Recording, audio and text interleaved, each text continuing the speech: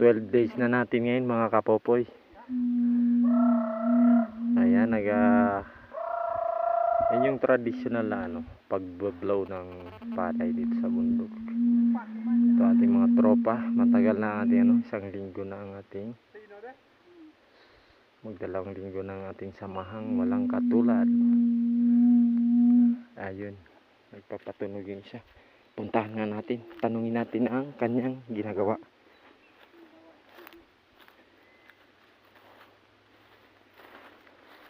Ito na. Magandang umaga, pwedeng magtanong. Certified ka po ka ba? Yes po. Ano yung ginagawa mo? Mag-vlog po. Kaya hipan mo nga yan kung ano.